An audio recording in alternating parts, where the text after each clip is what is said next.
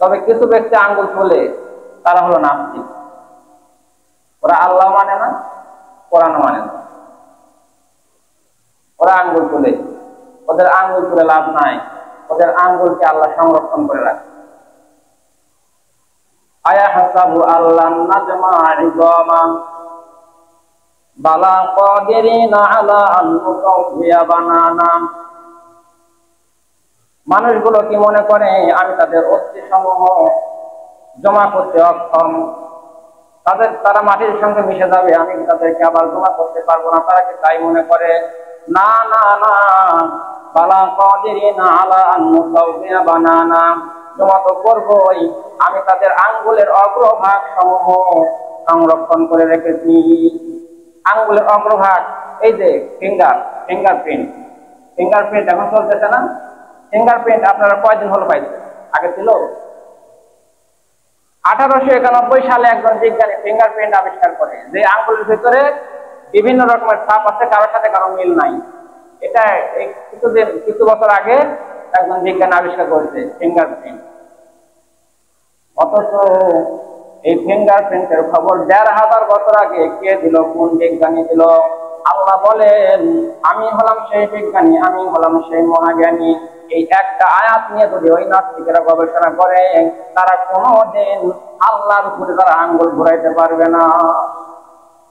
আমার নবীর বিরুদ্ধে তারা কথা বলে, নবীকে কটাক্ষ করে কথা বলে, আমার নবীকে বলে মরুল ডাকাত, আমার নবীকে বলে ধর্ষক, আল্লাহকে বলে তারা মিথ্যাবাদী। এই নাস্তিকরা যদি একটা মাত্র আয়াত নিয়ে চিন্তা করে, একটা আয়াত নিয়ে যদি চিন্তা করে আঙ্গুলের ব্যাপারটা, আল্লাহ রাব্বুল আলামিন 1500 বছর আগে আঙ্গুলের খবর বলে দিল। অথচ তোমাদের মতন পণ্ডিতেরা মাত্র 1891 সালে ফিঙ্গারপ্রিন্ট আবিষ্কার করলেন। আল্লাহ রাব্বুল আলামিন আমাদের স্রষ্টা, তাই তিনি আমাদেরকে এই খবর দিয়ে দিয়েছেন।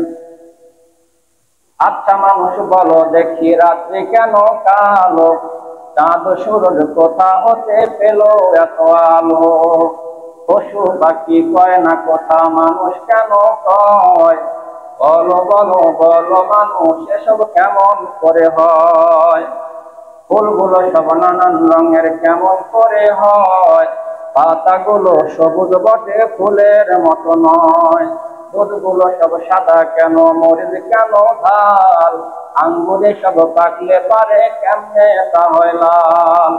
আমরা মানুষ বাস করে ভাই এই পৃথিবীর অঙ্গে, হাতের রেখা আর চেহারা মিলে না কারো সঙ্গে। মিলে? কারোর সঙ্গে কারো হাতের রেখা, কারো চেহারা মিলে? এসব বিষয় নিয়ে যদি নাস্তিকরা চিন্তা করেন, তারা কখনো আল্লাহর বিরুদ্ধে, রাসূলের বিরুদ্ধে কথা বলতে পারবে। আল্লাহ তাদের ব্যাপারেই বলেছে, ওদেরকে আমি জাহান্নামের আগুন দিয়ে জ্বালাবো, ওদের জন্য আল্লাহ জাহান্নাম সৃষ্টি করে রেখেছে।